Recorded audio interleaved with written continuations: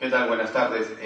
La Corte Suprema de Justicia de la República le da la más cordial bienvenida a ustedes para dar inicio a la segunda sesión del segundo módulo del programa de formación de jueces en propiedad intelectual.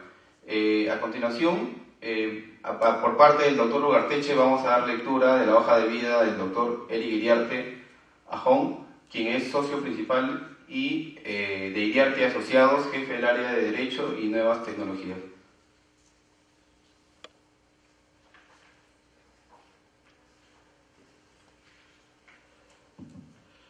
Bueno, en primer lugar queremos agradecer al doctor Iriarte por haber aceptado la invitación que se le formuló con el doctor Ricardo Binatea como coordinador del programa de formación permanente en propiedad intelectual para dirigirse a este auditorio y a través de este auditorio también a todos los que nos están viendo en las sedes no judiciales del interior del país por teleconferencia respecto a tratar sobre su experiencia académica y profesional respecto a las nuevas tecnologías.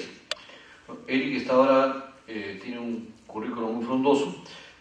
En este momento está colaborando con el Ministerio de Comercio Exterior para preparar un anteproyecto de ley para regular todo lo que atañe a la responsabilidad de los proveedores de acceso al Internet. Cuando se negoció el Tratado de Libre Comercio con los Estados Unidos, establecieron una serie de obligaciones por parte del Perú, ¿no?, y Estados Unidos. Una de ellas, el tener que adherirnos a una serie de tratados internacionales que felizmente ya estábamos adheridos, y también el desarrollar una legislación respecto a la responsabilidad de los proveedores de acceso. Ya no solamente aquellos que ponen material protegido por propiedad intelectual en una página web, o lo transmiten por internet, sino aquellos que dan las facilidades para que esto ocurra, ¿no? Cómo regular esa responsabilidad, si hay una responsabilidad compartida o no. Menudo trabajo porque hay una serie de intereses en conflicto que al Estado le corresponde pues armonizarlos, ¿no?, y ver un poco también el derecho comparado al respecto. Pero en esto no se agota la experiencia del doctor Eric Iriarte. Él es socio principal del estudio Iriarte y Asociados, el jefe del área de Derecho y Nuevas Tecnologías, fue primer General Manager de la Asociación de CCTDLD de América Latina, ha sido fundador y director ejecutivo de Alpha Ready, que es una organización que tiene que ver con todos los aspectos relacionados con el Internet y comercio electrónico. El Cibertribunal, por ejemplo, fue una idea que salió de acá de Alpha Ready. Ha hecho muchos congresos nacionales e internacionales en materia de derecho informático, de nuevas tecnologías. Lo hemos acompañado en varias oportunidades en estos aspectos. Ha sido delegado por el Perú para coordinar el grupo de trabajo sobre el marco regulatorio de la Sociedad de Información y Internet Governance de la plataforma de ILEC. Fue coordinador de la meta sobre el marco regulatorio de la Sociedad de Información, director de Alpha Ready, ¿no?, miembro del comité asesor también. Ha estado de la web editora del proyecto Latinoamérica de Internet Governance en América Latina, miembro del Fellowship Committee del ICANN. También se ha desempeñado como coordinador del área de tecnología de la información de la sede para América Latina, ¿no?, del ITDG, y miembro fundador de la Asociación Peruana de Derecho Informático, ¿no? Entonces, Eric Iriarte no solamente es experto, como decíamos, en temas de derecho informático, nuevas tecnologías, comercio electrónico, sino que ha participado en un sinnúmero de congresos internacionales, ¿no?, llevando, por un lado, en algunas ocasiones, inclusive la representación del país, y en otras, bueno, su experiencia académica participando a nombre de estas organizaciones no gubernamentales a las que él participa, ¿no?, como consultor. Sin más, ¿no?, luego ya conversaremos sobre el tema que va a exponer. Es un tema que a mí también lo tengo muy cercano. Tuve la ocasión de participar en 2 conferencias diplomáticas que tienen que ver con los tratados de Internet, ¿no?, que fueron en el año 96 y después otra que hubo en el año 2000, que fue frustrada, pero se desarrolló igual la conferencia diplomática. Y El Perú tiene una legislación de avanzada en el tema de la nueva tecnología y los derechos de autor. Pero, como le decíamos, tiene una serie de listas que es importante que los operadores de derecho, ustedes, ¿no?, tengan acceso, pues, a ellas. Sin más, dando la bienvenida nuevamente al doctor Iriarte.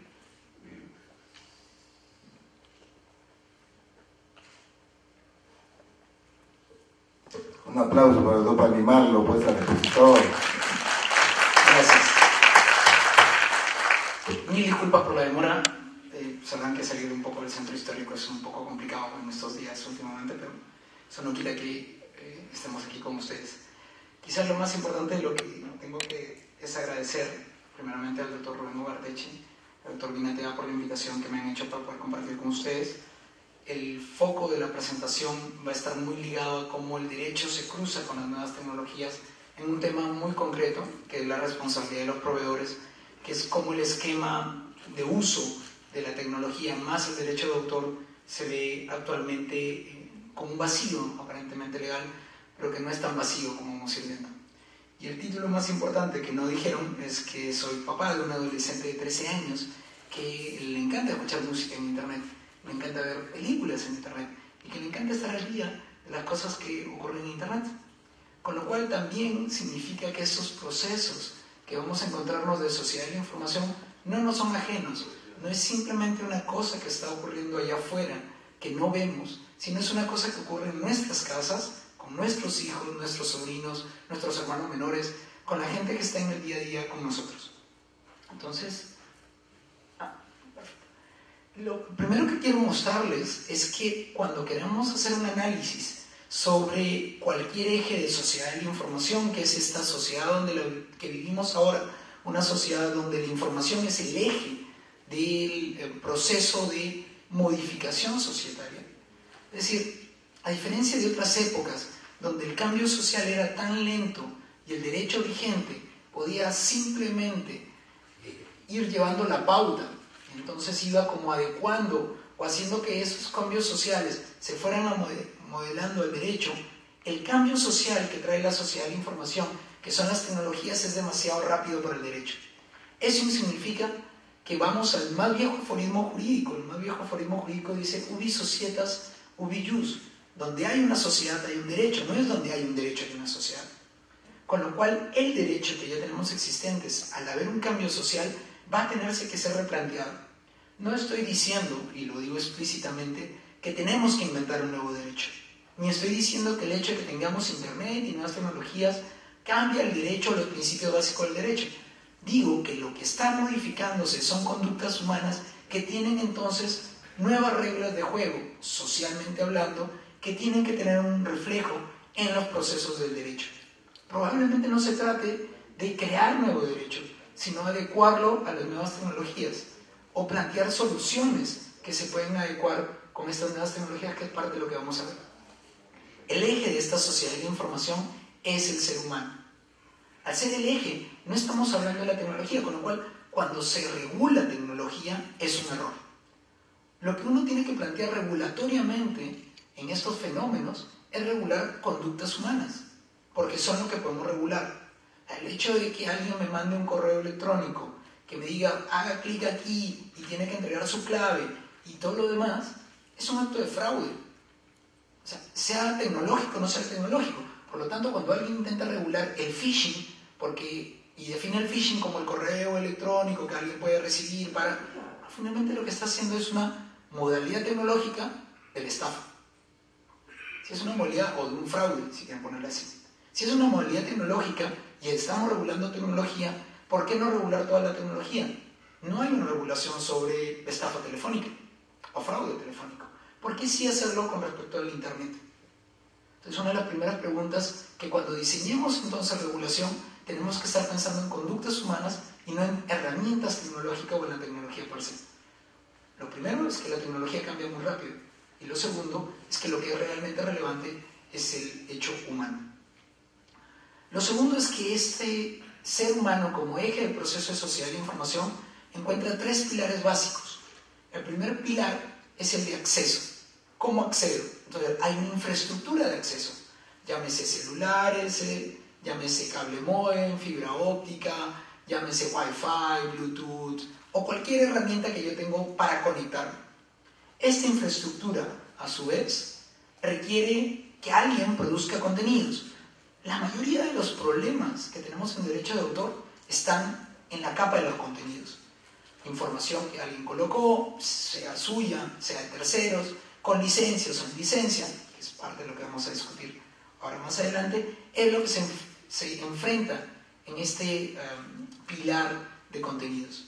Pero además hay un pilar más que permite transformar la información en un conocimiento, y es el desarrollo de capacidades. Una crítica que se le hace muchísimo a los sitios gubernamentales, en este caso peruanos, es que la información que colocan está solo en español. ¿Por qué es una crítica? Porque la gente que tiene acceso y es quechohablante no puede encontrar la información en los sitios web gubernamentales, con lo cual tengo acceso, tengo contenidos, pero no puedo producir un conocimiento, no me es útil y relevante la información que alguien más colocó. Con lo cual también va a ser importante, si alguien es quechohablante, o si nuestro público objetivo que vamos a trabajar es quechohablante, pues también tiene que tener esta característica idiomática. La información no sirve de nada si yo no tengo ciertas habilidades para transformar esa información en conocimiento. Sobre la misma, sobre estos pilares, existe una estructura de redes que no es que aparezcan como el Facebook o el Twitter o cualquier otra herramienta, no estamos hablando de redes sociales por el hecho de que aparezcan como Internet. Las redes son las redes humanas, la familia, la escuela, el colegio, la universidad, y también las redes tecnológicas, que son lo que nos permite conectarnos a estos contenidos y a este desarrollo de capacidades para transformar contenidos en conocimiento. Y encima de la capa de redes, lo que hay políticas, o debería haber políticas. Las políticas son una suerte de, ahora que está de moda la palabra, de hoja de ruta, hacia dónde debemos dirigir o qué queremos hacer con los instrumentos tecnológicos en este caso. Pero también sirve para cualquier otro tema, para el acuerdo nacional, la agenda de competitividad. Son políticas que vamos a seguir.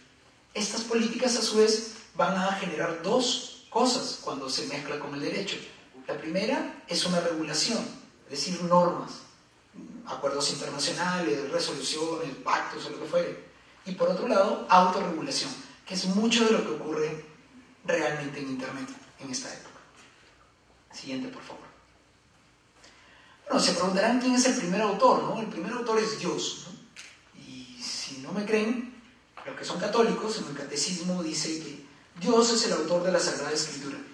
Las verdades reveladas por Dios que se contienen y manifiestan en la Sagrada Escritura se consignan por inspiración del Espíritu Santo. Algunos puristas del derecho dirán que Dios no puede ser el primer autor. Bueno, vayan a los católicos a tratarle de corregir lo que aquí dice el texto. Pero ciertamente es una forma de ver de que hay alguien o algo que siempre produce la información. En este caso, los católicos queremos creer de que ha sido Dios que ha inspirado a otros que han versado sus palabras. Nadie se imagina ni puede decir que el autor del Génesis fue Moisés. El autor fue Dios. Quizás el intérprete, y ahí nos ponemos donde el doctor Ubertiche conoce un poco más, el intérprete de la música divina pudo haber sido probablemente Moisés, que escribió en teoría los primeros 5 libros.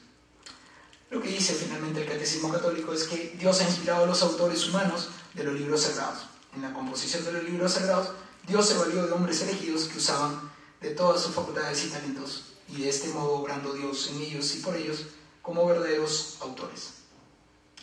Ok, por lo tanto, en algún momento Dios cede su autoría para que también la puedan hacer seres humanos. Esta es quizás la referencia más antigua que tenemos a un autor en nuestro modo occidental de ver el mundo. Siguiente, por favor. Pero si queremos recordar nuestra propia historia, ustedes pueden ir a Guayamarca, que queda acá muy cerca, o a Chanchán, o a cualquier sitio que tenga adobes. Y los adobes tienen ciertas características especiales, ciertos símbolos especiales.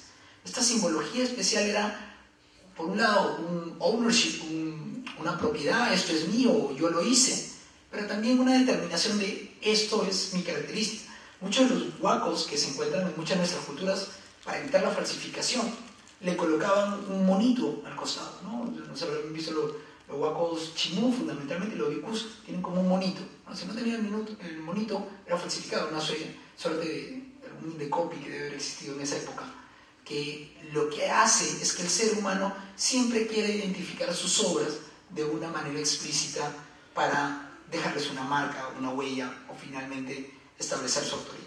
Siguiente, por favor. Pero el derecho de autor, en realidad, nuestro derecho de autor, y no estoy hablando del copyright, lamentablemente muchas de las traducciones que se hacen del inglés copyright lo traducen como derecho de autor y a su vez del derecho de autor lo traducen como copyright, y no necesariamente es cierto.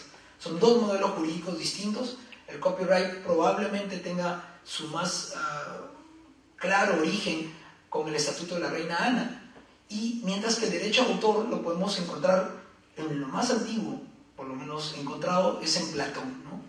Platón ya referenciaba en sus obras que en Sicilia se distribuían sus obras, misma época que la ley ateniense del 330 obligaba a que toda obra que se escribiera debería dejarse una copia para el Estado, con lo cual al mismo tiempo que se afianzaba al autor, se afianzaba la necesidad de que el autor dejara una copia de libre acceso, pero es también una forma de permanencia de la memoria.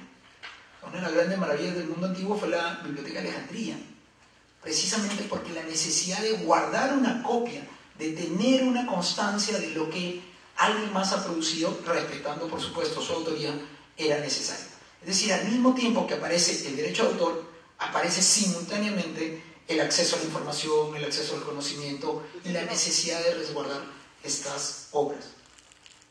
Terencio, en el Eunuco, habla que el hombre ofreciendo las historias es más un ladrón que un poeta.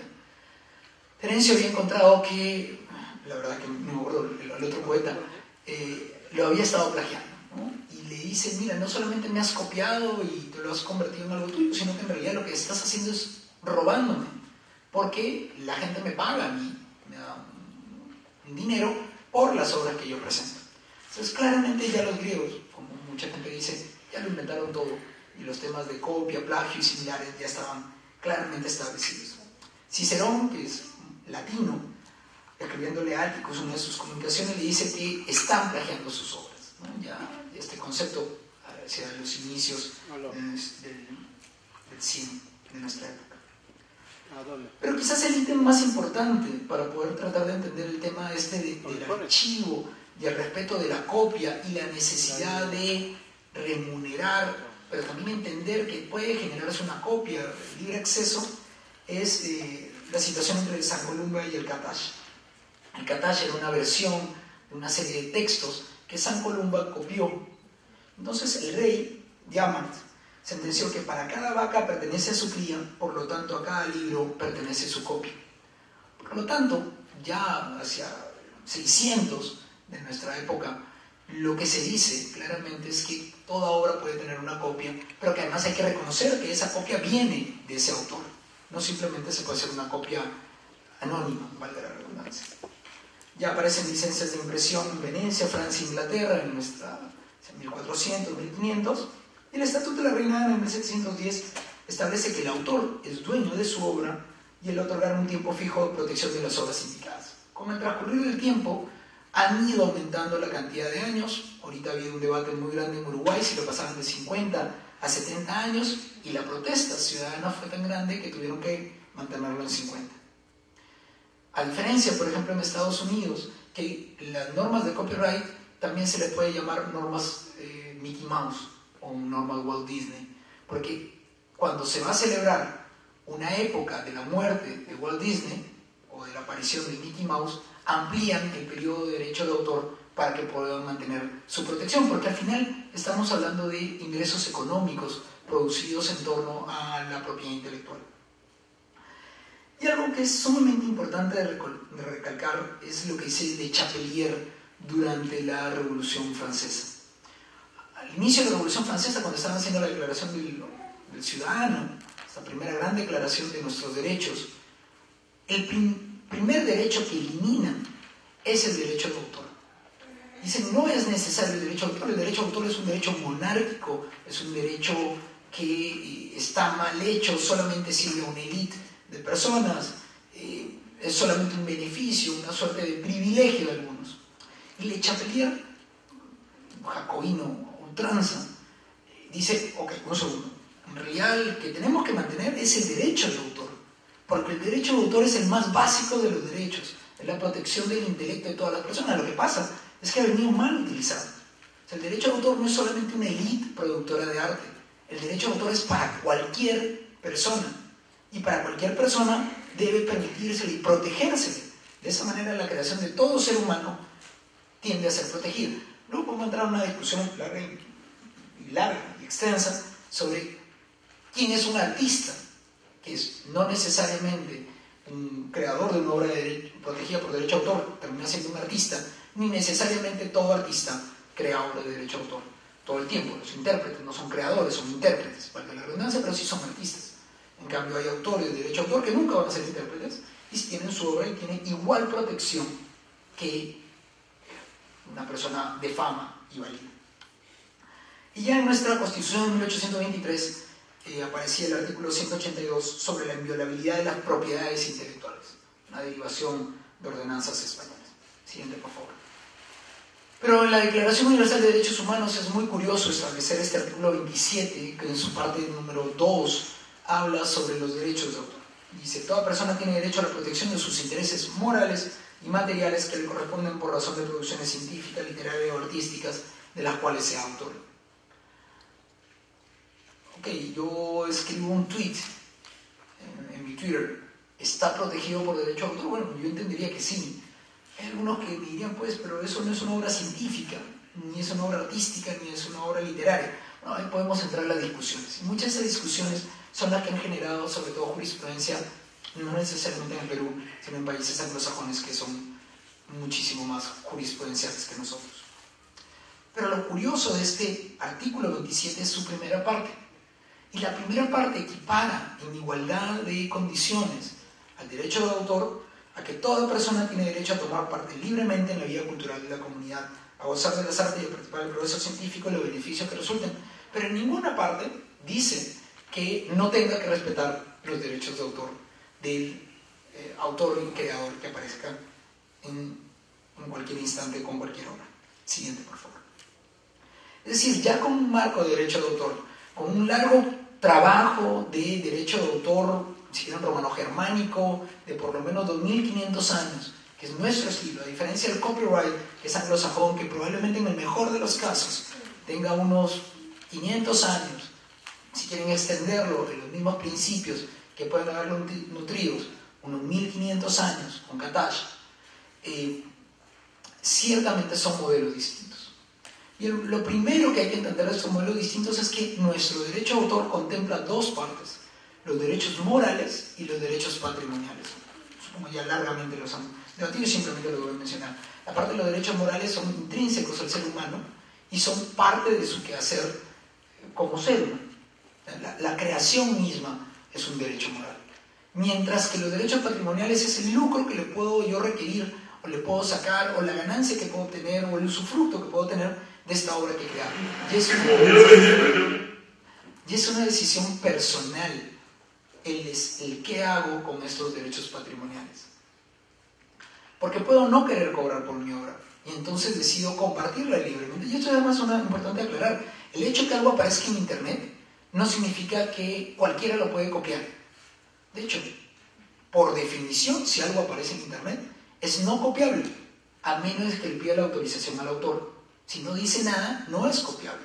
El autor tiene que establecer a priori cuáles son sus reglas. Ahora vamos a encontrar que hay ciertas excepciones, como el derecho a cita, la parodia o algunas otras similares, pero son excepciones. La regla es que nadie puede tomar algo que no es suyo de un contenido, sea digital o físico. Siguiente, por favor. En los derechos morales vamos a encontrar la paternidad, la divulgación, la integridad de la obra, la modificación y el retiro de la misma. Esto entiendo que ustedes largamente ya han estado debatiendo en sesiones anteriores. Siguiente.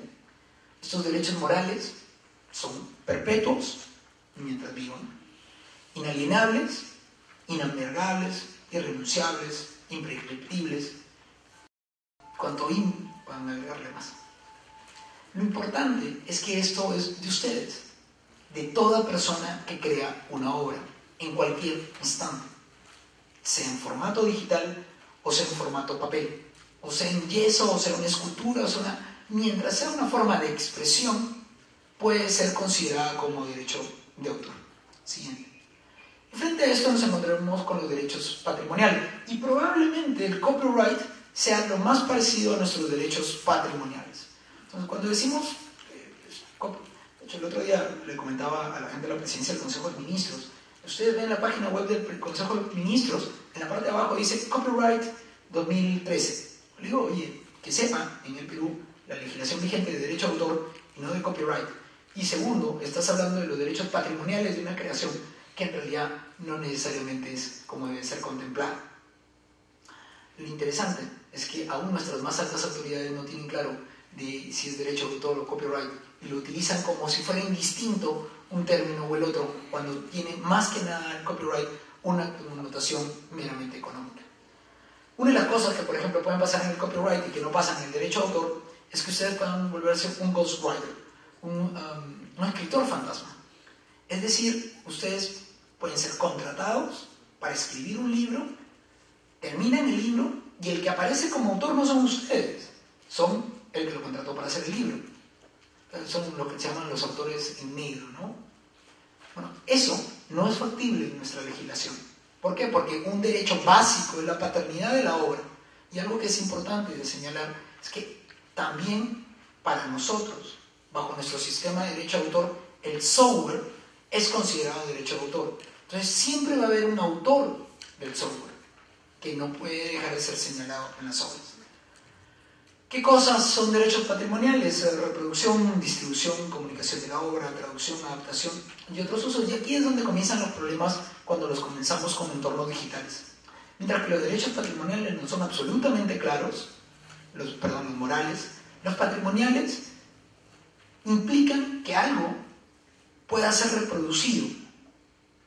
Cuando ustedes copian una canción digital, en realidad no la copian. Lo que hacen es duplicarlo. Están generando un clon en el mejor de los casos. Con lo cual el concepto de copia, que es que hay un original y por ende hay una copia, no es tan sencillo de medir. Lo que hay es que tienen dos originales. ¿Por qué? Porque, valga la redundancia, la versión copiada es exactamente igual a la versión original. Diferente, por ejemplo, a como ocurría en sistemas analógicos del inicio del beta, o los cassettes que uno grababa la canción y se entendía claramente que una era una versión pirata o una versión mal grabada de una versión digitalmente original. Bueno, en ambientes digitales puros, un archivo traspasado de una máquina a otra no es una copia per se, porque guarda exactamente las mismas características. Y esto es un problema a la hora de definición, sobre todo si dice, si no es una copia, no estoy haciendo una reproducción.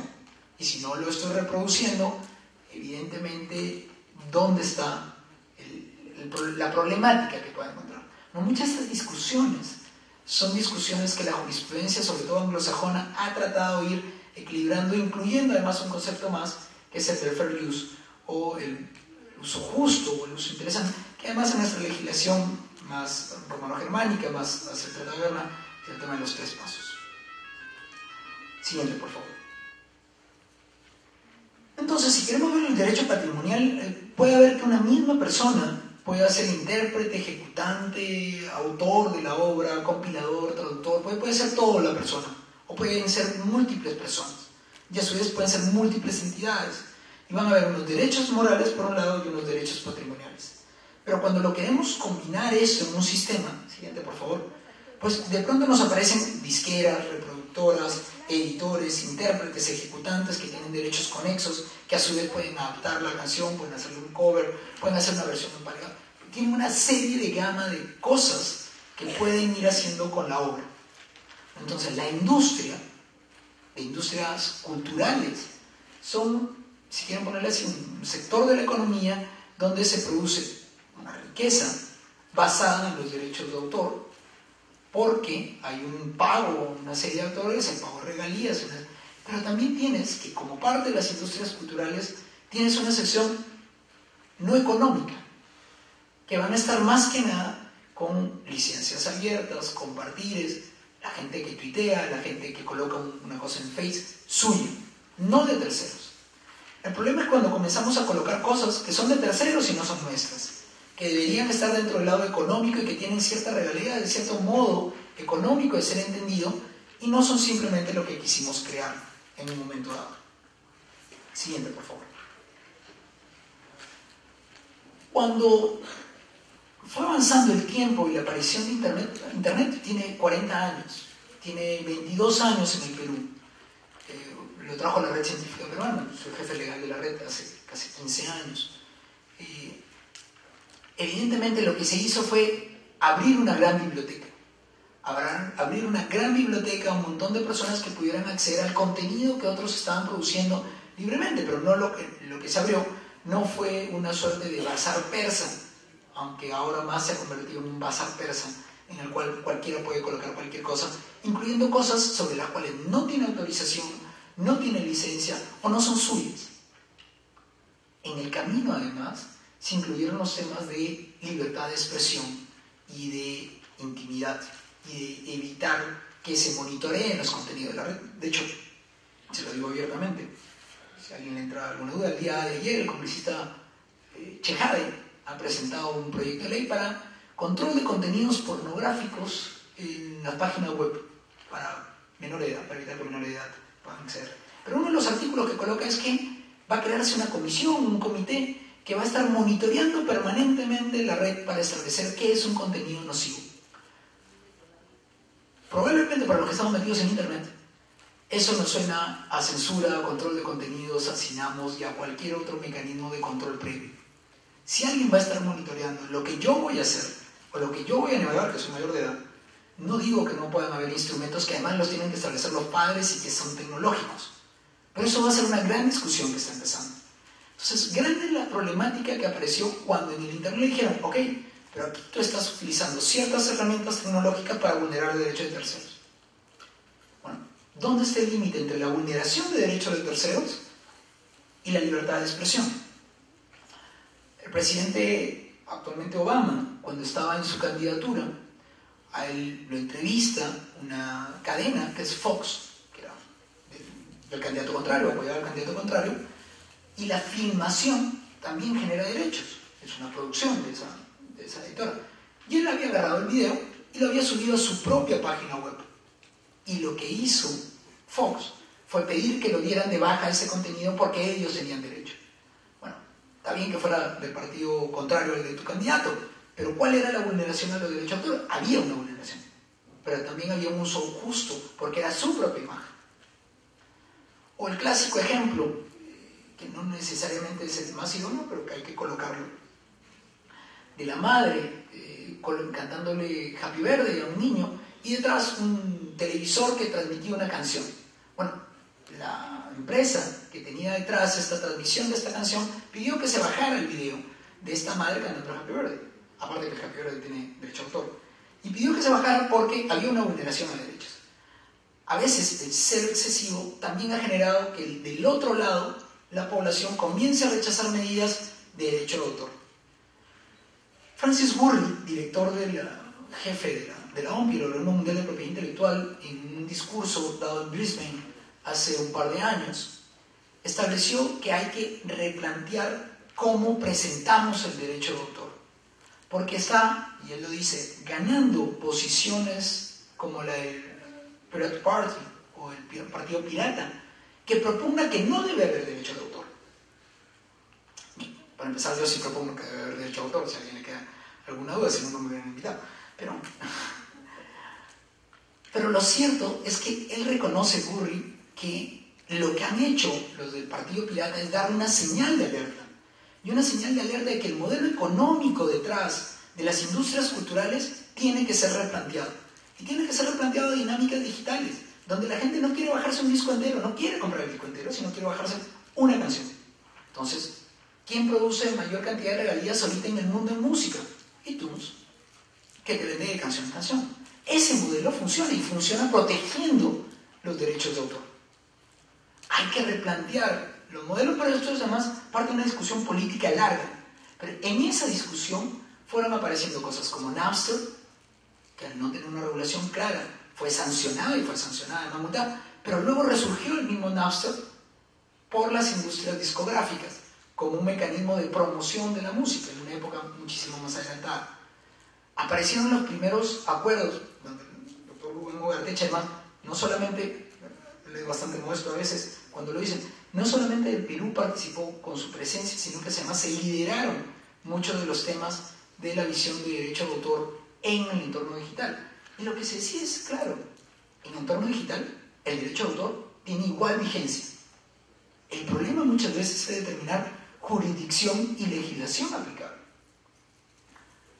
Más cuando los servidores o los lugares de base donde están los contenidos no se encuentran en tu territorio, o las empresas no están geolocalizadas, con lo cual, ¿cómo le aplico la legislación nacional? Otro caso. Liberia, un país africano, uno de los primeros países, no tenía legislación de derecho de autor. Entonces, ustedes saben, en aguas marítimas internacionales, la legislación aplicable al barco, la bandera del barco. Bueno, se colocaron en la milla 13 en aguas marítimas internacionales frente a Francia. ¿Y qué hicieron? Comenzaron a emitir señales de cable bajadas y que adquirían los franceses. Entonces, para ellos, para su legislación, no podían ser piratas porque no existía el concepto de ser pirata en su legislación. Entonces, bajaban el contenido y lo vendían. Entonces, ¿qué hizo la jurisprudencia francesa? Sancionó a los que adquirían el cable. También ocasionó toda una serie de problemas por decirle, oye, ¿por qué me sancionas a mí si el que realmente está bajando pirata es el otro? Discusiones largas que todavía el derecho de autor está tratando de definir claramente por dónde va. Bueno, por lo menos los liberianos, hasta donde tengo entendido, ya firmaron el Tratado de Berna y con lo cual ya sus buques no pueden hacer este tipo de actividades. ¿Alguno de ustedes conoce Aland? No a Alan, sino a Aland. Aland es un territorio, lo pueden conocer como el punto AX en internet. Busquen punto AX. Es un territorio, una plataforma petrolera, literalmente, que un señor dijo, esta plataforma petrolera está abandonada en mi territorio. Bueno, está adscrita a Suecia, tiene su propio sello, él es el rey de ahí, y ha colocado servidores porque él ha colocado su legislación, no tiene derecho de autor. Ha colocado sus servidores ahí, y muchos de los servidores del punto AX para poder colocar información. Y en teoría, bajo la jurisprudencia y legislación de esa plataforma, alias territorio económico, no hay una violación. Pero en un país un poco más moderno, si quieren ponerlo así, de alguna manera, es Aruba. Y Antigua. Antigua ha entrado en un debate con Estados Unidos por un tema de juegos, de games. Y es que Estados Unidos está prohibido los juegos online, una sanción, una serie de regulaciones. Pero en muchos países del Caribe es donde están los servidores y donde está la información para hacer estas transacciones de juego online que más mucha gente utiliza. Bueno, hubo una sanción contra Antigua. Antigua le dijo, perfecto, ¿tú me quieres sancionar? Yo te sanciono al revés. Dijo ante la OMC, ganó ante la OMC que había una sanción, un bloqueo comercial, Estados Unidos no quiso hacer nada. Dijo, perfecto, todas las obras que tengan en mi país tuyas están libres de regalía. Liberalizo el copyright para Antigua de un modo compensatorio. Bueno, esto está ocurriendo actualmente en el mundo. Son discusiones de cuándo el contenido digital es protegible y por quién. Evidentemente, bajo el Tratado de Berna debería ser protegido en todo el mundo, no importa que esté registrado o no. Ese contexto hace que las discusiones del Tratado de Libre Comercio de Perú, voy a retroceder un paso, ese contexto hace que Estados Unidos comience una posición sumamente clara para la protección de los derechos de autor. Las industrias creativas en la balanza interna del Producto Bruto Interno de Estados Unidos representan el 22% de su Producto Bruto Interno. 22% que son producidas por Hollywood, por canciones, por música, por Nickelodeon, por programas, por todas las industrias que se les puedan ocurrir de contenidos. Todas ellas protegidas por copyright. Bueno, entonces, si es tanta riqueza, evidentemente, ¿no les parece curioso que la esposa de Obama haya ido a la clausura de los Oscars a dar evidentemente su apoyo sobre la temática por el tema de propiedad intelectual? Porque es una forma de generar riqueza que nosotros quisiéramos tener. Ojalá que nuestros países la cantidad de dinero que se produzca por industrias culturales sea muchísimo más. Bueno, es muy pequeño en general en América Latina, porque no tenemos necesariamente una protección adecuada, tenemos altos niveles de piratería, que supongo ya les habrán comentado. Bueno, Estados Unidos comenzó toda una política muy fuerte para poder proteger sus creaciones intelectuales. Esta política además fue reflejada en los tratados de libre comercio. Y cuando se estaba negociando el Tratado de Libre Comercio con Perú, en concreto el siguiente, se estableció en el capítulo de propiedad intelectual, que tiene muchos temas, un artículo que se llamó el artículo 29, que habla sobre la limitación de responsabilidades a los proveedores de servicios de Internet. Un texto largo, un artículo largo, que en realidad lo que dice es cuando un proveedor de contenidos o un proveedor de servicios no tiene responsabilidad si es que cumple ciertas acciones concretas. Lo primero que hay que entender es que esto está todavía en proceso de desarrollo normativo local. Esto es solamente el acuerdo marco.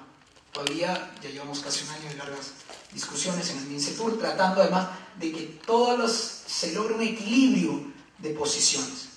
Y el equilibrio de posiciones porque hay toda una industria, que es la industria de Internet, hay toda una otra industria que son las industrias culturales, hay toda una serie de actores que son los activistas digitales, hay toda una serie de actores que son la sociedad civil en general, y además están, por ende, las entidades que resguardan los intereses de los detentadores de derecho de autor, y aparte están los mismos autores, todos ellos involucrados en este proceso. Este artículo lo que hace en concreto es decir, hay unos señores, unas entidades, que le vamos a llamar entidades de acceso.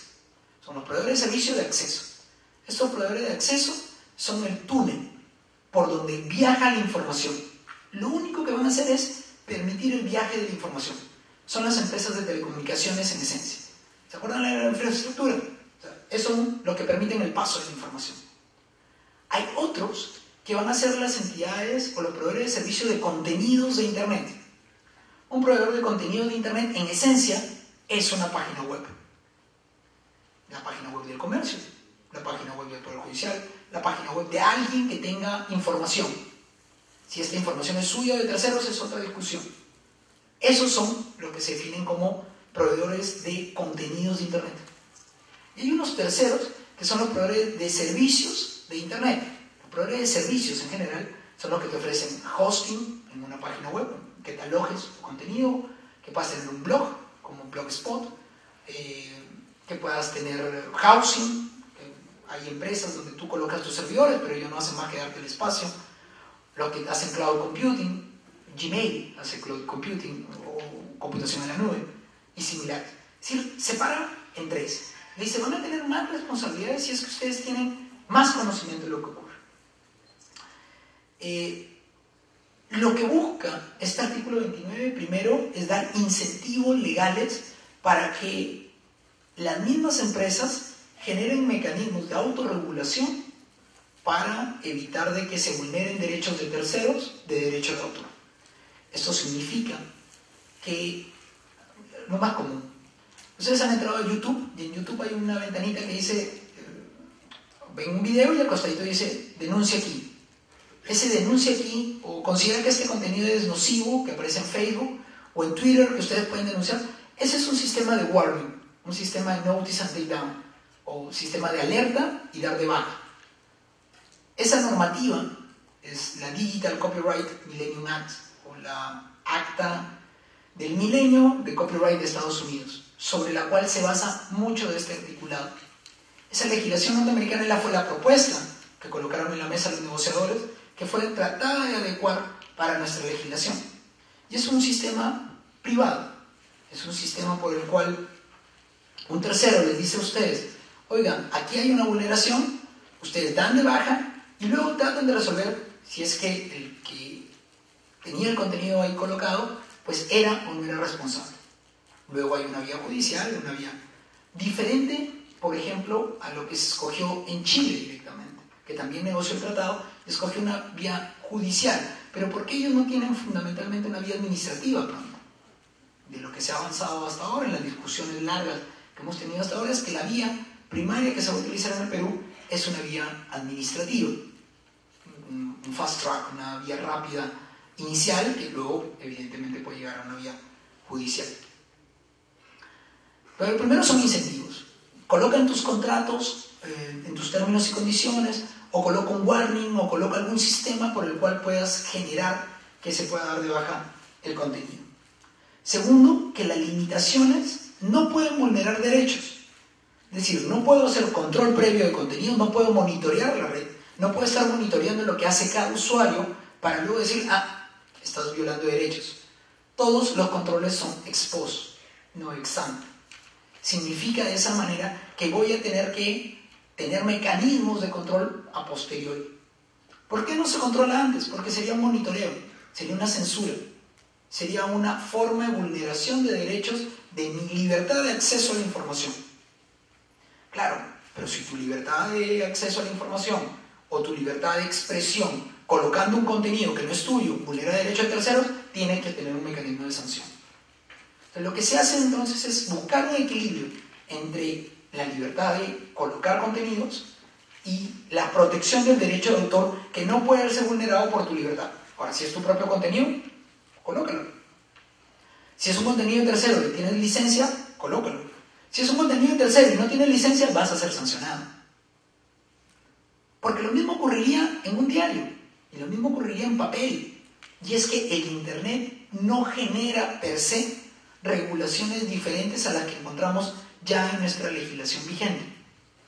Lo que se nos complica a veces es cómo interpretamos, y nuevamente la pregunta más vieja que se le hacía Justiniano, Piano y todos los latinos era jurisdicción y legislación aplicable. Siguiente, por favor.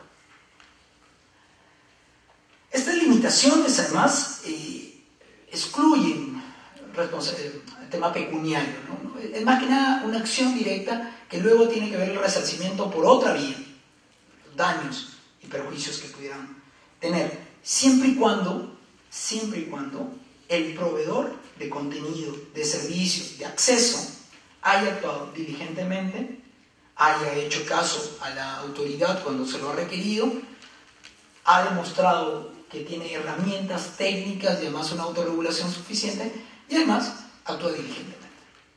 Lo que es cierto es que esta es una norma de excepción. La regla que ya está establecida en la ley de derecho de autor es que los terceros, cualquier tercero tiene responsabilidad por una vulneración de derecho de autor. Entonces acá lo que le decimos es, ok, pero en los casos de herramientas tecnológicas pueden escaparse de esta regla general siempre y cuando cumplan estas características. Y las características básicas es que faciliten mecanismos de control, segundo, no generen monitoreo previo, tercero, actúen diligentemente y cuarto, provean de herramientas suficientemente efectivas para poder resolver. Siguiente.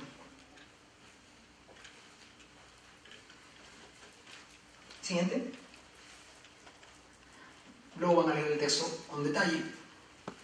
Una cosa importante que se establece es que no indica la vía si va a ser una vía judicial o administrativa, lo deja abierta el tratado, el acuerdo. El camino hacia donde se está yendo, en lo que va a ser probablemente una ley de limitación de responsabilidades de proveedores de servicio, es hacia la vía administrativa.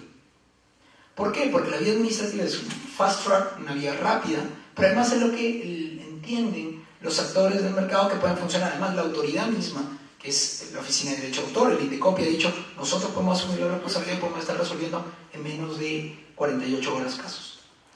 Probablemente se mueren un poco más, pero es necesario, sobre todo en entornos digitales, que las respuestas sean lo suficientemente rápidos para poder atender las necesidades. Siguiente, por favor.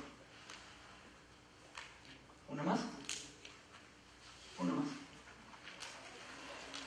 Lo que les decía, la tipología que van a encontrar ustedes, en esencia, es unos proveedores de servicios de Internet, que son los que te conectan, los que tienen el tunneling, que en esencia no son responsables de nada. ¿Por qué? Porque ellos no tienen mecanismo alguno de saber qué pasa por el túnel. Los proveedores de servicios de Internet de contenidos, que en esencia, si no saben qué es lo que tienen, y ustedes le informan y no hacen nada, asumen responsabilidad. Pero si no saben qué es lo que tienen por sí solos, no tienen responsabilidad. Porque puede ocurrir que alguien acepte los términos y condiciones y coloque un contenido que no sabía el de intermedio que lo estaba colocando.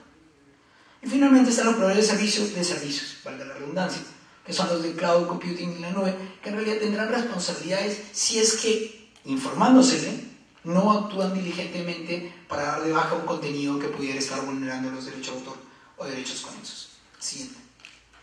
Los modelos que se ha ido teniendo en el mundo, primero es un sistema privado, que es la DSMA o la Copyright Millennium Act, es la norteamericana, se llama Notice and Take Down, te informo y le das de baja. Y luego nos preocupamos a ver si es que tenía razón en impedirlo o no, que también es algo importante. Se está trabajando que en la propuesta en Perú haya un artículo sobre denuncias maliciosas, para evitar cosas como lo que le pasó, si quieren ponerle así, a Obama, de que maliciosamente alguien diera de baja un contenido porque simplemente quiere callarlo, porque no quiere escuchar lo que tiene que expresar, por tema de libertad de expresión, por tema de censura, por tema... Pues, hay una serie de temas que la normativa no puede dejar de entender y de respetar, porque al final, yo no sé si ustedes escucharon, en Estados Unidos intentaron hacer una cosa que se llama Ley SOPA. La Ley SOPA, o Stop Online Piracy Act, detengan la piratería en línea, sería la mejor traducción. En realidad era altamente vulneratoria porque generaba monitoreo previo, bloqueo de tarjetas de crédito, bajada de contenidos, así sea una simple denuncia. Me tocó ser uno de los activistas de América Latina que nos opusimos a eso y finalmente logramos que no hubiera ley SOPA. El problema es que fui tan activista que luego el gobierno me dijo, bueno, ya que eres tan activista, a ver, encárgate de la peruana para que no sea SOPA. Entonces estoy enredado y no sé cómo va a terminar eso, pero espero que mis amigos de la sociedad civil no me odien mucho cuando termine el proyecto. Pero esa versión de un sistema altamente represivo no es el que va a tomar el Perú. El otro modelo es un modelo que tomó Chile, que es un sistema judicial, porque no tiene una vía administrativa. Y en realidad es una vía muy larga y que no necesariamente refleja lo que se requiere para entornos digitales. El tercero, que es la vía que está tomando Perú, es la vía administrativa, que es una vía, si quieren, de primera acción y luego puede elevarse al Poder Judicial en contencioso administrativo en cualquier momento. Hay un modelo que ya se dio de baja, que es el modelo Hadopi, que era un modelo sumamente duro de control. Primer aviso, se te suspendía, segundo aviso, una suspensión más larga, y tercero, te cerraban la cuenta de correo o la cuenta de usuario o te daban una multa o una sanción. Después de varios años de discusiones, hace 2 semanas, 3 semanas, Hadopi fue dada de baja como normativa porque no cumplía lo que finalmente se quería, que era que el contenido fuera retirado.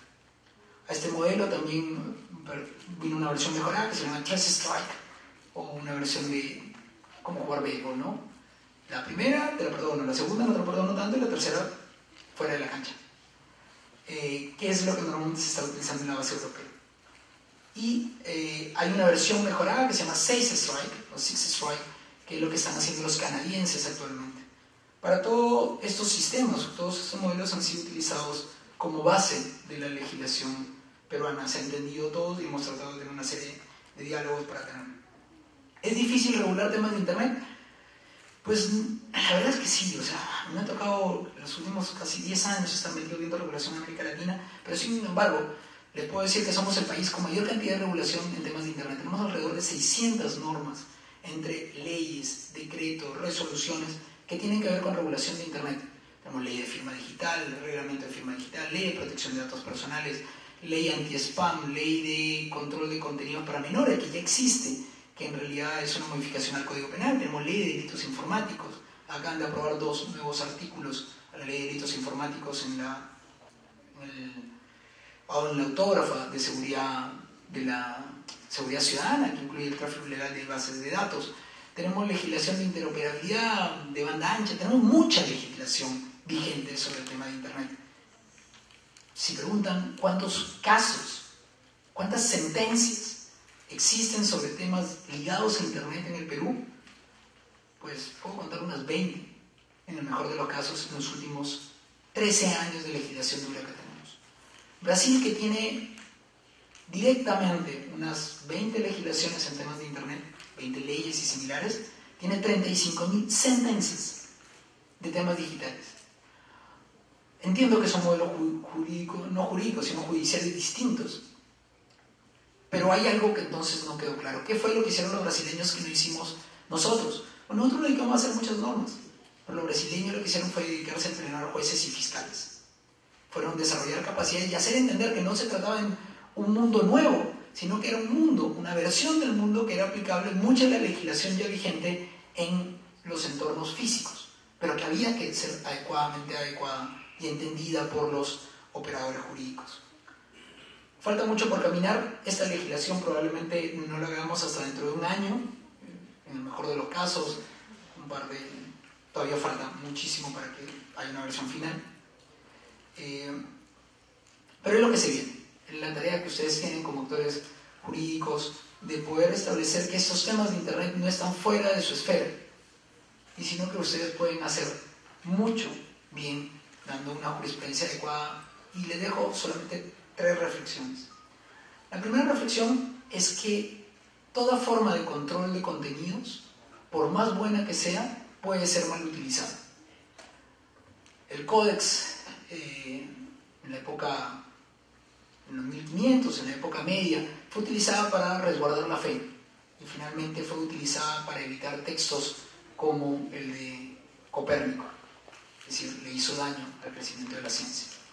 Es todo mecanismo de control previo, o se hace claramente estipulado con reglas claras, o termina siendo una posible creación de un ministerio de la verdad, como diría 1984. La segunda reflexión es que de esta sociedad de la información no hay vuelta atrás. En el Perú el 37% de la población ya está conectada a Internet. Tenemos 1.2 celulares por persona. Los menores de edad todos están conectados. Ustedes es una obligación para presentarse a un puesto de trabajo y tener una dirección de correo.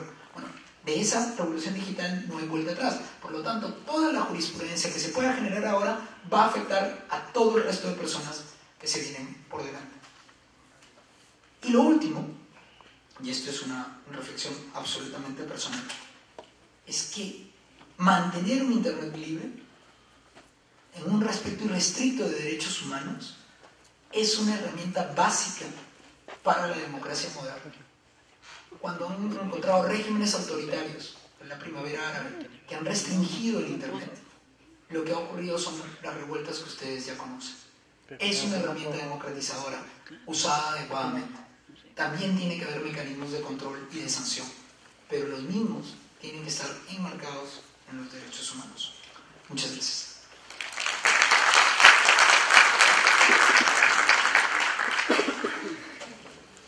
Bueno, espero que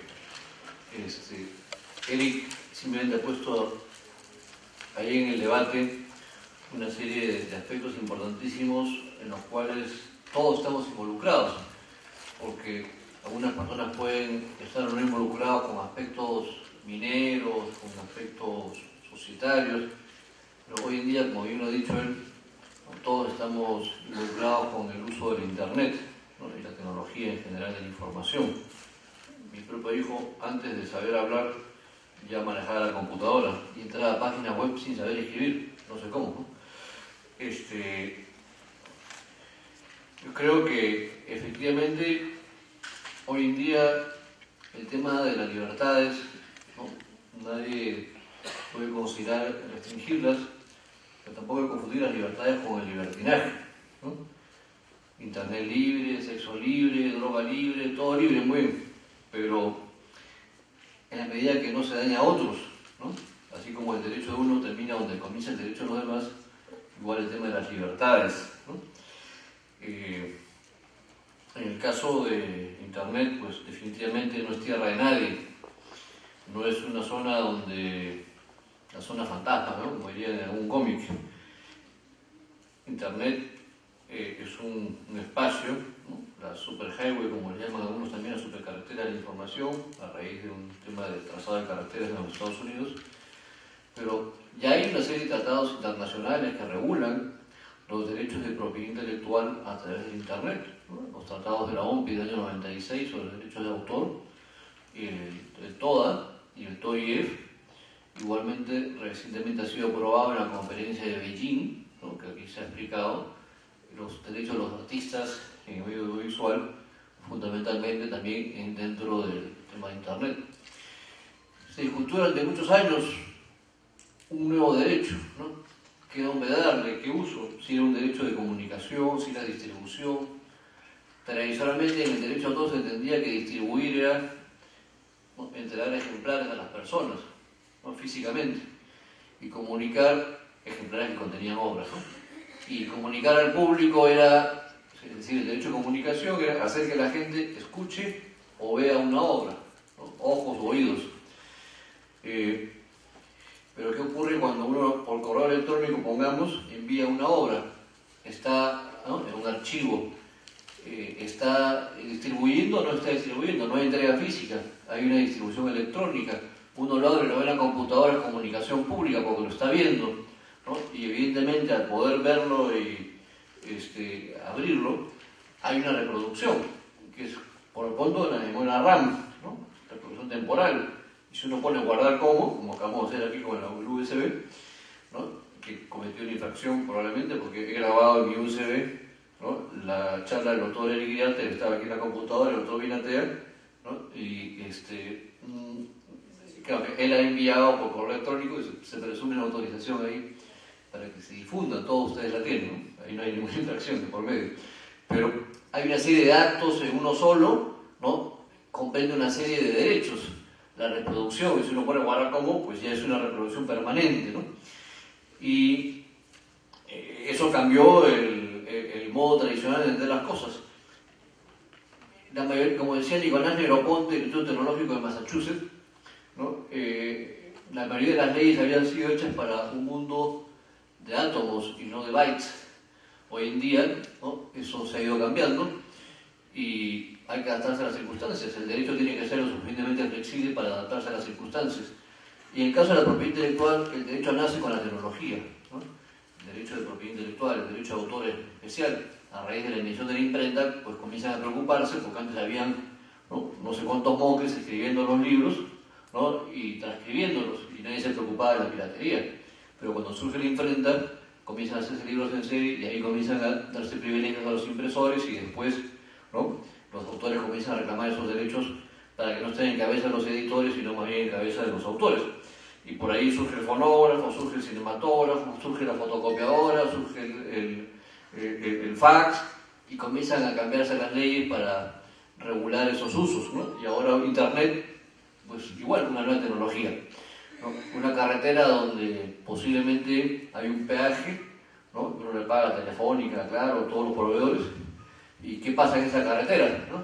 De repente el controlador de la carretera dice, se ha cometido un homicidio, alguien ha matado a alguien, sí, pero ¿sabes qué? Yo lo he visto, el señor de la empresa EMAPE, ¿no?, pero me hago a la vista ahora, no pasa nada, ¿no?, que pague el peaje nomás. Otro, de repente el dueño de un hotel sabe que en su cuarto que renta se cometió un crimen. El dueño del hotel, sabiendo que se ha cometido ese crimen, está en obligación o no de notificar a las autoridades, ¿no? Entonces, así, guardando distancias, por cierto, con esos ejemplos, pero hasta qué punto, ¿no?, los proveedores de acceso a Internet, los que administran, a sabiendas, cuando sepan, porque tampoco hay situaciones en que es imposible que conozcan, pero a sabiendas si deben o no tomar ciertas disposiciones para eliminar esa infracción que se comete a los derechos de propiedad intelectual.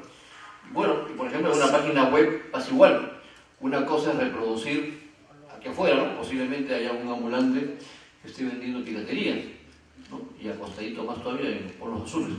Pero ¿cuántos hay en un kiosco, en una persona que vende 100, 200 discos? Un disco, ¿cuántas canciones tiene? 10, 20 canciones probablemente, ¿no es cierto? Para que las compren, no sé, el flujo de clientes que pueda tener esa persona en un día. Si una persona sube una canción a internet, yo tengo mi página web del estudio, ¿no?, mi estudio particular, no va a hacer propaganda de mismo, el doctor Iriarte también tiene su página web, ¿no?, Iriarte y Asociados, ¿qué? Iriarte y Asociados, iriartedeagol.com, y de repente el doctor, pues para ser más amigable, pone música ahí de Suárez Vértiz, ¿no? Entonces la gente entra y pone, inclusive pone un metatag, ¿no?, Suárez Vértiz, y pum, uno pone Suárez Vértiz en Google y se dirige a la página web del señor Iriarte, ¿por qué? Porque ahí tiene canciones de Soler Verde subidas para que la gente se entretiene mientras escucha música, mientras va leyendo los textos. Entonces, y Soler Verde, pues ni idea, ¿no? ¿Qué derechos se han vulnerado ahí? Reproducción, distribución, comunicación pública, ¿a quién? Entonces, ¿qué nombre se le pone? Nos pasamos años discutiendo eso, ¿no? Exactamente 7 años. Al final dijeron el derecho de puesta a disposición. ¿Por qué? Porque cuando yo pongo una obra en una página web, lo estoy poniendo a disposición, esa obra, para que cualquier persona que tenga acceso a Internet, a cualquier hora y desde cualquier lugar del globo terráqueo, pueda acceder a esa obra que está en esa página web, ¿no? Desde el momento y lugar que cada uno escoja. ¿Y qué significa eso? Que hay un público potencial, no un público real, porque el concepto de público también tuvo que cambiarse. Antes, cuando uno decía comunicación de público, era porque estamos acá, ustedes viendo una película. Pero si yo pongo esa película en Internet, ¿es comunicación de público? ¿Cómo sabes si de repente no hay ningún público? Porque nadie entra en esa página web. Entonces hablamos ya de no un público real, sino un público potencial, ¿no? Y ponerlo, esa película, en una página web significa poner a disposición, válgame Dios, de todo el globo terráqueo. ¿Cuántos internautas existen hoy en día en el mundo? No tengo la menor idea, ¿no? Pero hay muchísimos, casi tanto como la población de China probablemente, ¿no? 1.000 millones o más. Entonces, imaginen ustedes 1.000 millones de copias. O sea, no hay compensación judicial que así lo establezca. Yo tengo mis observaciones. Bueno, eso se reguló en los tratados de la OMS del año 96, el Perú está adherido a esos tratados, ¿no? Los derechos de los autores, los productores fonográficos y últimamente de los artistas. Lo que ha quedado pendiente es la responsabilidad a los proveedores de acceso, ¿no? Que es lo que se está viendo ahora a nivel del Poder Ejecutivo para presentar ese proyecto al Parlamento.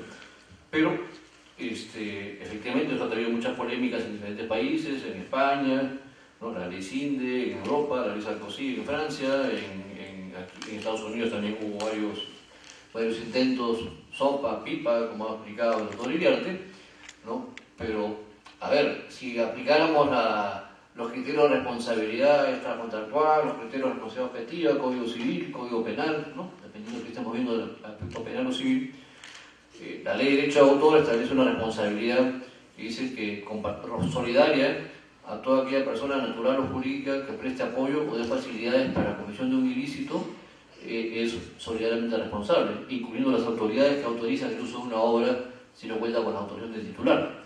De modo que ese artículo de la 822 y también que está en la 351 ad literam, ¿no? Pues trasladó mutatis mutandis de la 351 a la 822 y que está en varios países de América Latina como Colombia. ¿Es suficiente para regular? No, porque no se pensó en su momento en la 351 que esto iba a ser también involucrar a los proveedores de acceso a Internet. Entonces, por eso esa norma es importante.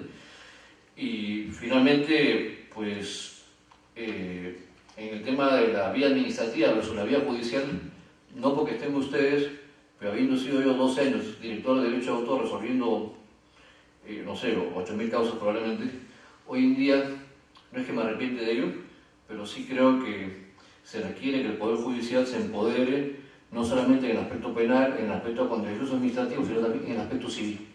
El derecho de autor establece que las infracciones de los derechos de autor son vistas también por la autoridad judicial civil, ¿no? Pero en la práctica la mayoría o se va por la vía administrativa o se va por la vía penal, no hay vía previa.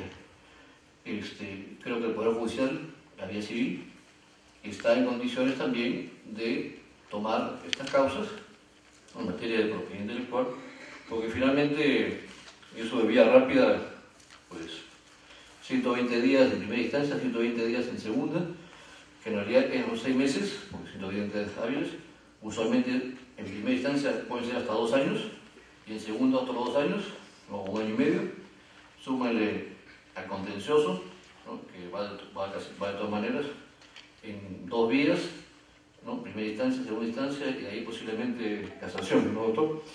Entonces, habría que, efectivamente, ¿no? De repente poner plazos distintos, pero no es que mis amigos de Indecopy sean vía rápida, no es. Y esto se requiere efectivamente cierta rapidez. Son algunos comentarios que yo quería volcar, felicitar la exposición del doctor Iriarte, y más bien quisiéramos escuchar las inquietudes de ustedes, que es lo más importante, y de las personas que nos están escuchando en el interior del país. El doctor Vinatea.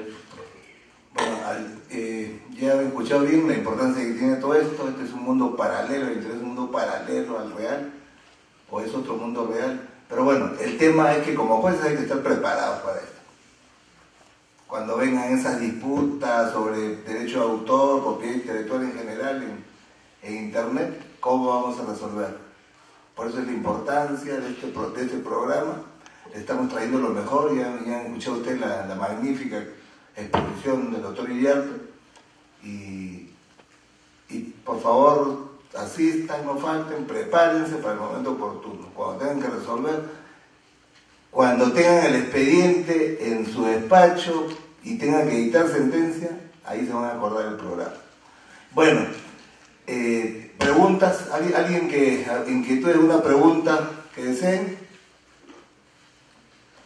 ¿Alguna inquietud, observación, media pregunta? Bueno, todos son muy inteligentes.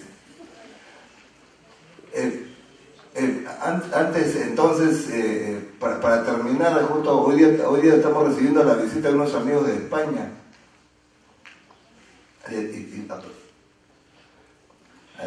Sí, bueno, queremos dar la bienvenida, me invita el doctor Vinatea, al señor Raúl Vázquez, que viene directamente desde Estados Unidos. Él ha sido el director para América Latina de la Federación Mundial de Productores Fonográficos y hoy en día es director para América Latina de la Federación de Productores Audiovisuales, que se llama EGEDA, ¿no? Y también con el jurista argentino Gabriel Salcedo, a quien damos la bienvenida, y los tenemos próximamente también aquí como expositores. Bueno, bienvenidos, pues bienvenidos. Ven adelante para que los conozcan todos nuestros asistentes. Tenemos que pagar para subir adelante, ¿no? Bueno, hoy día no. Dar un aplauso para nuestros visitantes.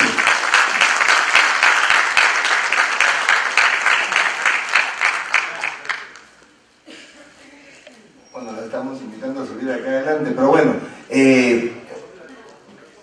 con ellos vamos a conversar. Estamos también ya desde antes, estamos en conversaciones con ellos para hacer convenios también con nuestro programa. Acá vienen a apoyarnos.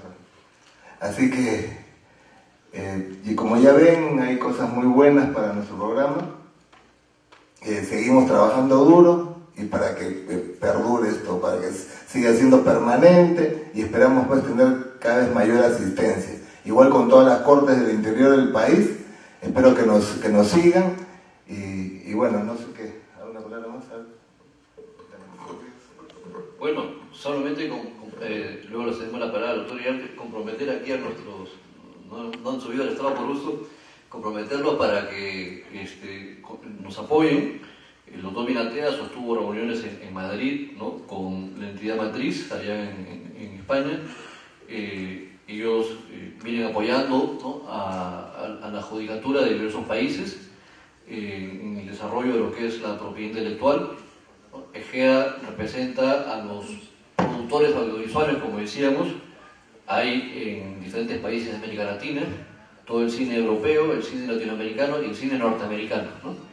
Y licencian los derechos de retransmisión en lo que es cable y comunicación pública en general, no en cine, porque eso directamente lo licencian las productoras audiovisuales, ¿no? Entonces, aquí se está haciendo el esfuerzo. Hemos visto que películas peruanas no solamente han sido casi ganadoras de Óscar, como La Neta Asustada, sino hoy en día nos ha sorprendido a todos la taquilla de Carlos Alcántara a su madre, ¿no? Y probablemente también tenga una taquilla la primera película de terror, ¿no?, que se ha filmado, ¿no? No es la del Congreso o la de la votación del Tribunal Constitucional, sino la del que se llama El Cementerio General, ¿no? Entonces, que esperamos pronto, creo que hoy día o mañana la estreno, sí, mañana. Entonces, todo ese mundo de las producciones audiovisuales, el Perú tiene ya una tradición muy antigua en materia de cinematografía, un cine de autor, que también estamos entrando ya al cine comercial. Entonces es importante por eso el apoyo internacional, ¿no? Y el esfuerzo que se está haciendo desde hace ya 10 años, ¿no?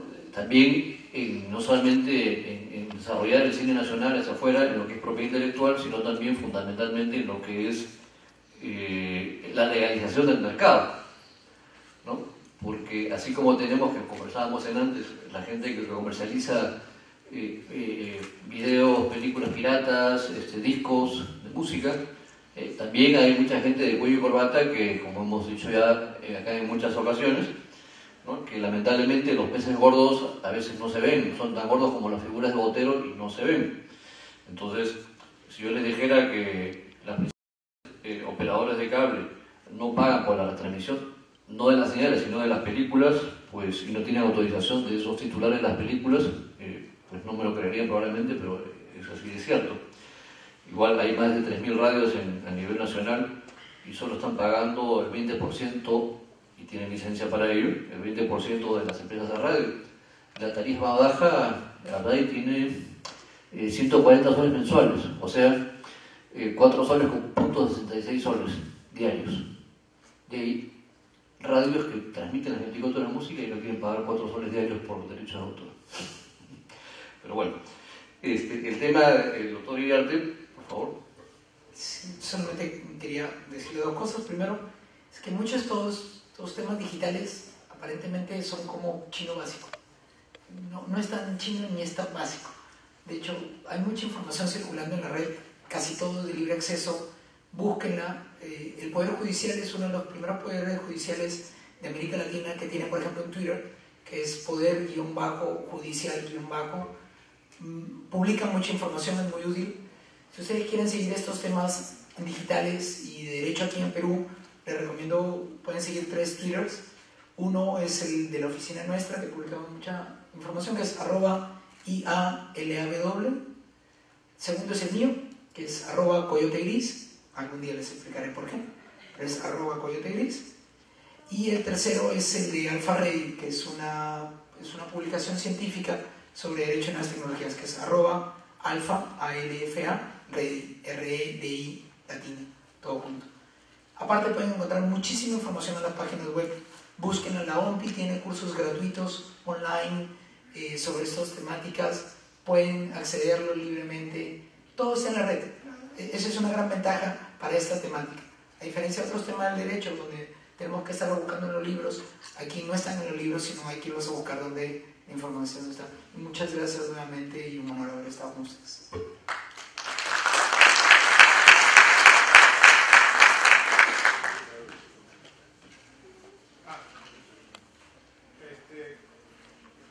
Está bien. Solo quería mencionar de que en los próximos días se abre el Festival de Cine de Lima. Es un foro muy importante para las nuevas películas de productores, directores y guionistas peruanos, y por favor estén atentos a eso y por favor apóyennos yendo a ver las películas. Gracias. Bueno, muchas gracias a todos por su asistencia y nos vemos el próximo miércoles.